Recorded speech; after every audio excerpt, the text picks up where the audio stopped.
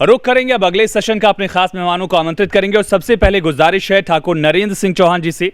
Social worker हैं, समाज सेवा के क्षेत्र में लगातार योगदान दे रहे हैं। ये सेशन हमारा समाज सेवा के साथ साथ उद्योग जगत से भी जुड़ा हुआ है। औद्योगिक नगरी गाजियाबाद और गौतम बुद्ध नगर प्रदेश के लिए उद्योग के तमाम मायनों में बेहद खास माने जाते हैं ये दोनों शहर। और मैं गुजारिश करूंगा ठाकुर नरेंद्र सिंह चौहान जी से, प्लीज सर आप आएँ और जोरदार तालियों से स्वागत किया जाए। ठाकुर नरेंद्र सिंह चौहान का सफर कैसा रहा है, समाज सेवा के क्षेत्र में योगदान कैसे दे रहे हैं, कोशिशें कामयाब कैसी हो रही हैं, इस सफर को समझते हैं।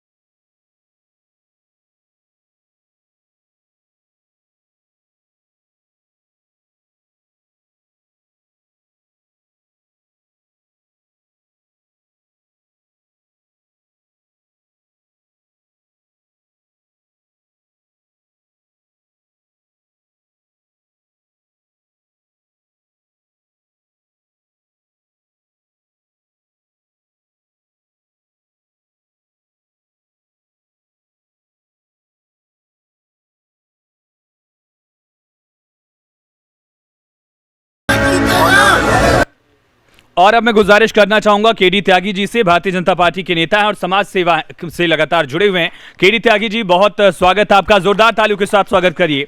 और केडी त्यागी सर का इस सफर कैसा रहा है, किस तरह से लोगों की मदद कर रहे हैं निस्वार्थ भावना के साथ साथ, ये देखिए सफर का ये ऑडियो विजुअल।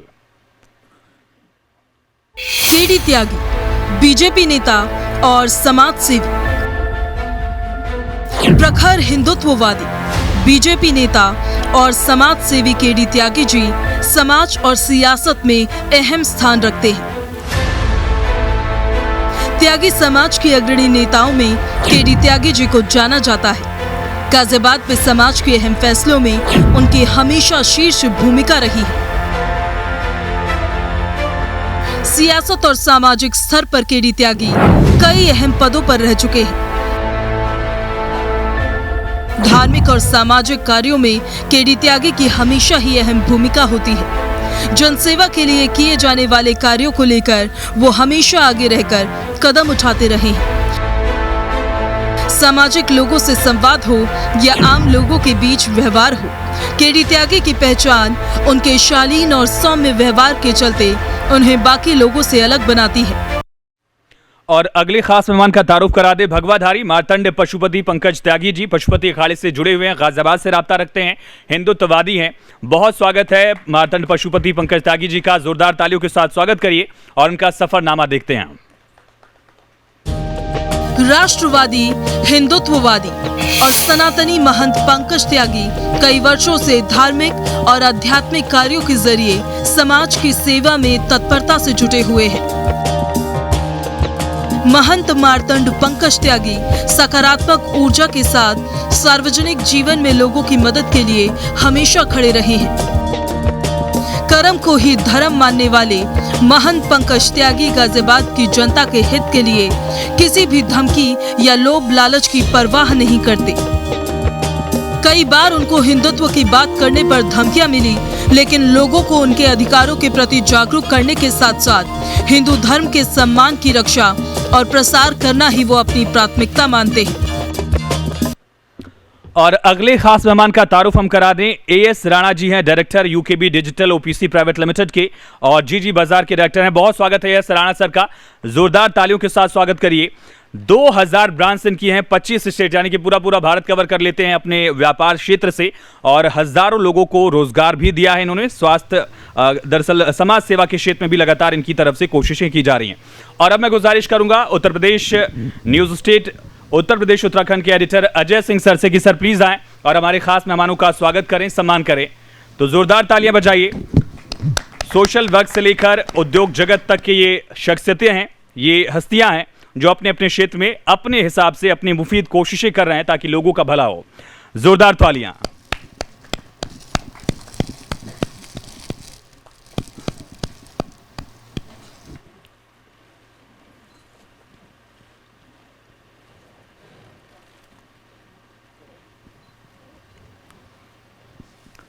और हमारे इस सेशन का संचालन करेंगी हमारी सहयोगी Pooja Khanduri. Pooja, over to you. Thank you Ayush. और हमारे सभी मेहमान हमारे साथ अभी मौजूद हैं। एक बारी बड़ी ही गर्मजोशी के साथ सब लोग प्लीज जोरदार तालियों से इनका स्वागत कर दीजिए। और अपने सेशन की अब हम शुरुआत करते हैं। इस सेशन में सोशल वर्क पर चर्चा होगी, इस सेशन में इंडस्ट्रीज पर चर्चा होगी, उद्योग जगत से जुड़े लोग हमारे साथ मौजूद हैं और साथ ही साथ बातचीत होगी राजनीति पर भी, बातचीत होगी हिंदुत्व पर भी। सबसे पहले शुरुआत नरेंद्र सिंह जी आपसे करते हुए, गाजियाबाद और गौतम बुद्ध नगर, ये जो दो शहर हैं ये काफ़ी आसपास हैं। यहाँ इनमें एक कॉमन बात ये है कि ये दोनों ही उद्योगशील शहर है। यहाँ पर उद्योग काफ़ी है, यहाँ पर स्कूल्स भी काफ़ी सारे हैं, यहाँ पर कॉलेजेस भी कई सारे हैं, यहाँ पर आपको हॉस्पिटल्स भी कई सारे मिलेंगे। एक तरीके से देखा जाए तो प्रगति पर है, प्रगतिशील है, आगे बढ़ रहे हैं। लेकिन जब आप गाजियाबाद और गौतम बुद्ध नगर को देखते हैं, उसका सोशल स्टेटस देखते हैं, आप समाज सेवी हैं, आप क्या देख रहे हैं अभी यहाँ के समाज की स्थिति? उद्योग जगत के साथ साथ सामाजिक स्तर पर भी काफ़ी तरक्की दोनों जिलों ने की है। पहले टाइम में जो उद्योग थे, बड़े उद्योग घराने हुआ करते थे, लेकिन अब छोटी इंडस्ट्री बहुत ज़्यादा आती जा रही है। समाज का सहयोग भी मिल रहा, सरकार का सहयोग भी मिल रहा, हर तरीके का सहयोग मिल रहा। उद्योग जगत की संपन्नता जो है इस बात पे निर्भर है। अब गाजियाबाद में और जिला गौतम बुद्ध नगर में उद्योगपति दिल्ली के घराने या दूसरे स्टेटों के घराने जो है यहाँ उद्योग लगाने के लिए अपनी उत्सुकता दिखा रहे हैं। तो सामाजिक स्तर भी उसी को लेकर काफ़ी बढ़ा है, लोगों में काफ़ी जागरूकता आई है। और पिछले एक दशक से मतलब जो है गाजियाबाद को ये कह दिया जाए अब उद्योग जगत में बहुत तरक्की करी है, लेकिन कुछ चीज़ें अनछुई रह जाती हैं। जैसे दिया तले अंधेरे वाली बात जो है वो रह जाती है। मैं जहाँ से आता हूँ मैं वहाँ की बात करूँगा। एक बड़ा औद्योगिक क्षेत्र मेरे सामने साइड 2 है, उसके सामने ही मेरा गांव है। मेरे गांव की किन्हीं कारणों से उपेक्षा होती रही, लेकिन हमें काम करने में आनंद आता। अपनी बात कहने के लिए हम आपके मंच पे आए हैं, आपके मंच का सहारा भी लेंगे। अगर आपने समय दिया उप मुख्यमंत्री से अपनी बात कहेंगे भी हम जरूर, समझे ना। हम अपने साथी है तो सब यही मंच है, यही वक्त है, आप अपनी बात नहीं ये वक्त नहीं है। हम अपनी बात उनके सामने ही कहना चाहेंगे। ये तो हमारे शहर के लोग हैं, ठीक है, शहर के लोग एक दूसरे की समस्याओं को जानते हैं।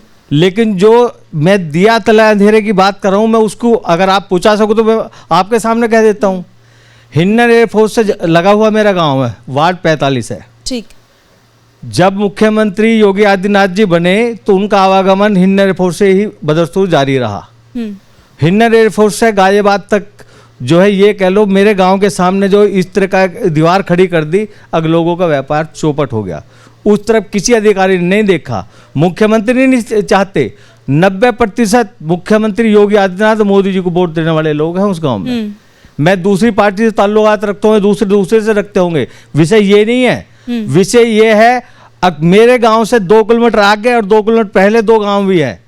मेरे उन गांव में 40 वर्ष बाद नगर निगम में आने के बाद सीवर लाइन जैसी व्यवस्था होगी, मेरे गांव में नहीं है। उनके यहाँ कम्युनिटी सेंटर की व्यवस्था होगी, मेरे यहाँ नहीं है। तो ये बात उप मुख्यमंत्री जी के सामने मैं आपके मन से रखना चाहूंगा अगर आपने अवसर दिया। लेकिन जहां तक समाज की और दूसरी व्यवस्थाओं की बात है, उद्योगपति बैठे हैं, दूसरे जगत के लोग बैठे हैं, ये ज्यादा अच्छा आपको बताएंगे। समाज, रक्षा और सुरक्षा इन सब बातों से चलेगा। उद्योगपति भी यहाँ इस मंच पे आए हैं, दूसरे क्षेत्र के शिक्षा जगत के लोग भी आए हैं, चिकित्सा जगत के लोग भी आए हैं। जब वो यहाँ पर मौजूद होंगे आप अपनी बात जरूर रखिएगा, बाकी मीडिया के जरिए उन तक आपकी बात पहुंचेगी। धन्यवाद। चाहे आप अभी बोले चाहे आप बाद में बोले। धन्यवाद। मैं तो चाहूंगा उनके सामने रखने का अवसर दें आप मुझे। केडी त्यागी जी, आपके पास आते हुए, बीजेपी लीडर हैं आप, सोशल वर्कर हैं आप, समाज की सेवा कर रहे हैं, समाज के लिए काम कर रहे हैं। कई सारी ऐसी प्रॉब्लम्स होती है, समस्याएं होती है, जब आप आम लोगों के बीच में जाते हैं तो आप देखते हैं, तब आप उनसे रूबरू होते हैं। साथ ही साथ आप बीजेपी के नेता भी हैं। आप वो सामंजस्य कैसे बैठाते हैं कि आप लोगों की जब मदद कर रहे हैं तो उसके लिए क्या आपको किसी अथॉरिटी की कभी ज़रूरत पड़ी जहाँ से हेल्प मिल जाए तो लोगों की ज़रूरत जल्दी हो जाए, उस समय पे क्या ऐसी परेशानी होती है, क्या ऐसी समस्याएं होती है जो सबसे ज़्यादा आपको लोगों के बीच में नज़र आती हैं? नमस्कार। सबसे पहले तो मैं न्यूज़ नेशन की पूरी टीम को धन्यवाद प्रेषित करता हूँ, आभार प्रकट करता हूँ कि मुझ जैसे एक छोटे से सामाजिक कार्यकर्ता और एक पार्टी के छोटे से कार्यकर्ता को आपने मेरी आवाज़ पूरे प्रदेश में और देश में पहुंचाने का काम इस मंच के माध्यम से किया है।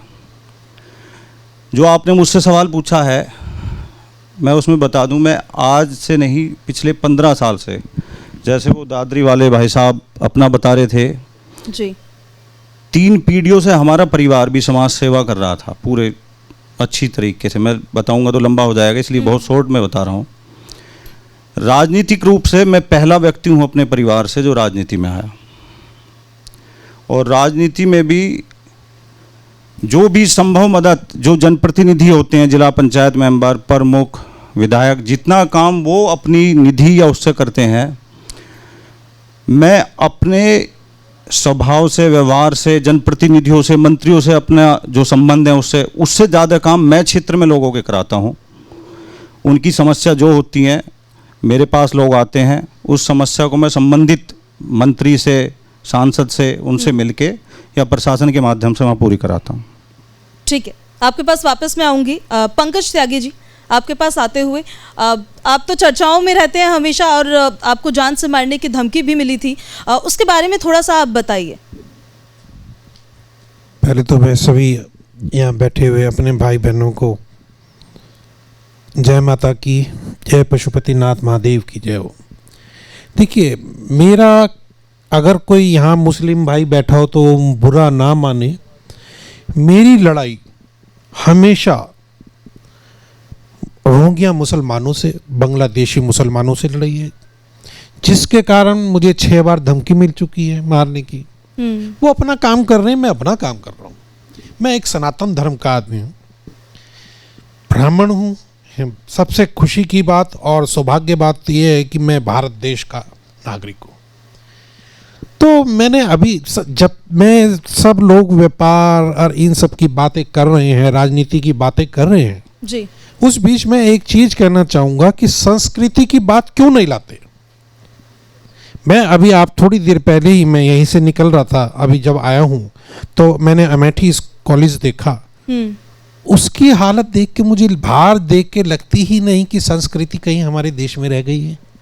क्या कमी लगी आपको वहां पर, और ऐसा क्या काम आप कर रहे हैं जो उनको नागवार गुजर रहा है?